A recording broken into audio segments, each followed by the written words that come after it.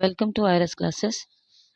बच्चों, जैसा कि हम सभी जानते हैं कि समय समय ऐसी चीज़ है कि समय के साथ अगर हम ना चलें या तो हम पीछे हो जाते हैं, और यदि हम समय के साथ चलें तो कहीं ना कहीं हम अपनी सफलता को हासिल करते हैं।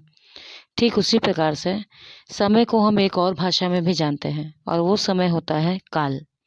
यानी काल क्या है? समय।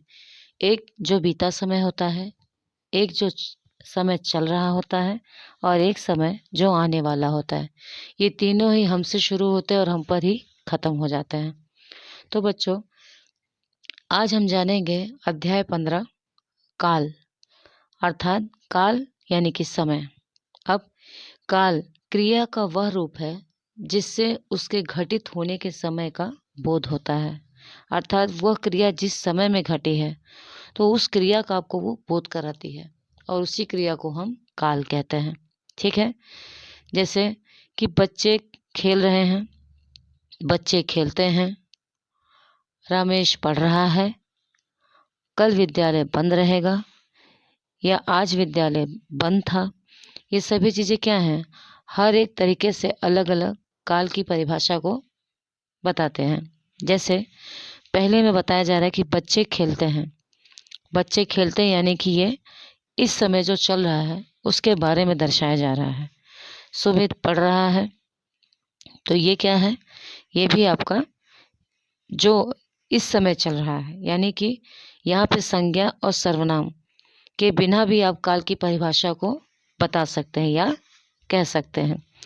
कल विद्यालय बंद रहेगा यानी आने वाले समय के बारे में वो बता रहा है कि कल यानी कि अगले दिन, और उसी की परिभाषा दे रहा है कि कल। ठीक है। अब हम जानेंगे कि काल के भेद। काल के यही भेद हमें समय के अलग अलग रूप को दर्शाते हैं, और अब हम उस भेद को जानेंगे। पहला है आपका वर्तमान काल।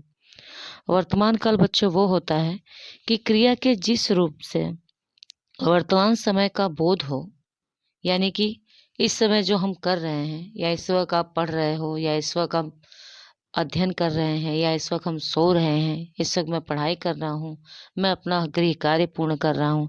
ये सभी जब बातें आप क्या बता रहे हैं कि इसी समय में आप जो चीज़ें कर रहे हैं उसका बोध करा रहे हैं। तो इन्हीं को हम कहते हैं वर्तमान काल। ठीक है। जैसे अब इसमें कोई भी कारण हो कर सकते हैं कि कोमल नाच रही है, राम बांसुरी बजा रहा है। ये सभी चीज़ें क्या बोध करा रहे हैं? कि जो इस समय चल रहा है उसका बोध करा रहे हैं। ठीक। लेकिन इसी के हिसाब से वर्तमान काल खाली इन्हीं चीज़ों के बारे में नहीं दर्शाता है। वर्तमान काल हमें और भी कई बातों को दर्शाता है जो शब्दों के द्वारा हम उनको समझ सकते हैं।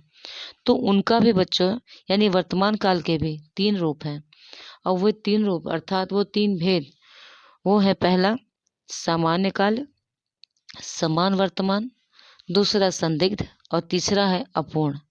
अब इनको शब्दों के द्वारा समझेंगे या उदाहरणों के द्वारा तो आपको ये बहुत अच्छे से समझ में आएगा।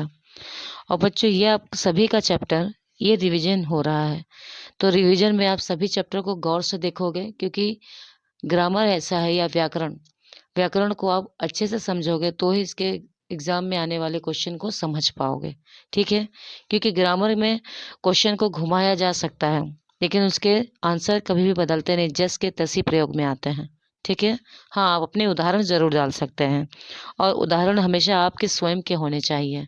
जैसा कि हम कक्षा में भी डिस्कस करते थे कि उदाहरण हमारे आसपास ही बहुत सारे होते हैं, बस हमें उस पर सोचना और उन्हीं को अपने उदाहरण में शामिल करना है। अब जैसा कि मैंने कहा था कि वर्तमान काल के 3 भेद होते हैं।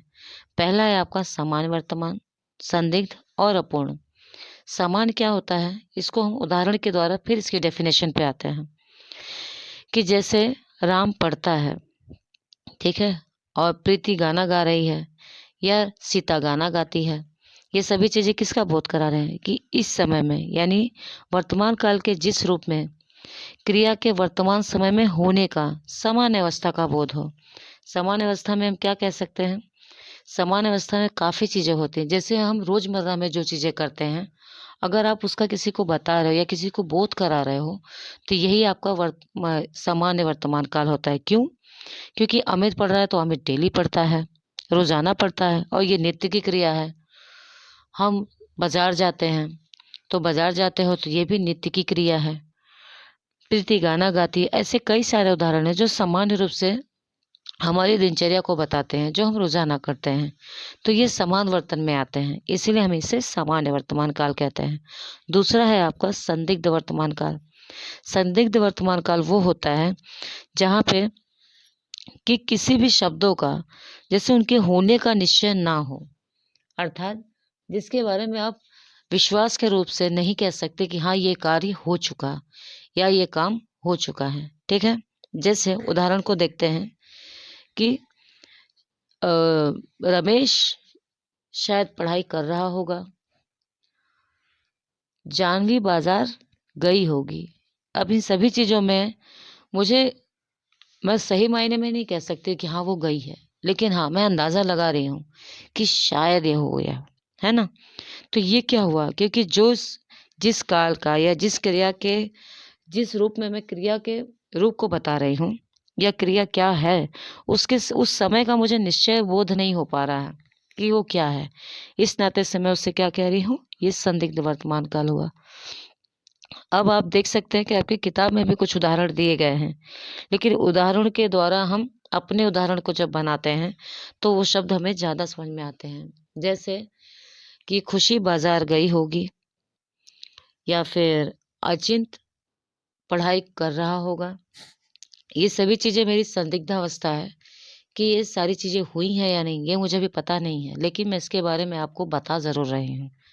तो क्रिया की उन चीज़ों का मैं बोध करवा रही हूँ जो हुए हैं कि नहीं, इसके लिए मैं निश्चय रूप से तैयार नहीं हूँ या मैं निश्चय रूप से उसे नहीं कह सकती।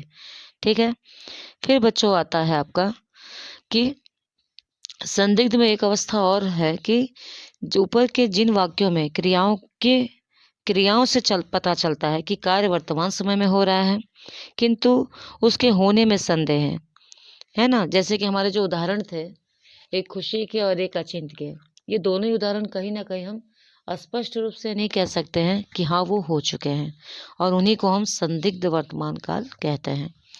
अब अगला है आपका अपूर्ण वर्तमान काल। अपूर्ण जैसे होता है, या अपूर्ण शब्द हमारे लिए जाना पहचाना है। हाँ, जब आप अपने हिंदी के गृह कार्य नहीं करते हो तो आपकी डायरी में सही मायनों में लिखा जाता है कि इनका कार्य, हिंदी का कार्य अपूर्ण है, यानी जो कार्य आपको दिया गया था वो पूरा नहीं हुआ। तो यहाँ पे हम ये कह सकते हैं कि वर्तमान काल के जिस रूप में क्रिया के वर्तमान समय में ही जारी रहने का ज्ञान हो, उसे अपूर्ण वर्तमान काल कहते हैं। अर्थात कि जिस क्रिया में क्रिया के वर्तमान समय में जारी रहने का ज्ञान हो, यानी अब वो कार्य इस क्रिया में इसी समय में चल रहा है कि नहीं चल रहा है, और अगर चल भी रहा है तो कैसे चल रहा है। जैसे अमित पढ़ रहा है, प्रीति गाना गा रही है, अर्थात ये सामान्य रूप से चीज़ें इस वक्त हो रही हैं। लेकिन वाक्यों की क्रियाओं में यदि किसी काम का निरंतर जारी रहना प्रकट हो रहा है, अतः वे अपूर्ण वर्तमान काल की क्रियाएं कहलाती हैं, क्योंकि इसमें क्रिया की जो भी क्रियाएं हो रही हैं वो किसी काम का निरंतर, यानी कि निरंतर उसके होने का ही बोध हमें हो रहा है। जैसे कि बच्चे गाना गा रहे हैं, तो बच्चे गाना अगर शुरू करते हैं तो बच्चे गाना शुरू करते हैं, बच्चे गाना गा रहे हैं, और कुछ समय के बाद भी अगर हम ये कहें कि बच्चे गाना गा रहे हैं, तो ये क्या हुआ, ये आपका अपूर्ण वर्तमान काल होता है। ठीक है, अब इन सभी के द्वारा काल की परिभाषा को जाना हमने, और परिभाषा के साथ कि काल किसे कहते हैं। तो काल क्रिया का वह रूप जिससे उसके घटित होने का समय का बोध होता है, उसे हम काल कहते हैं।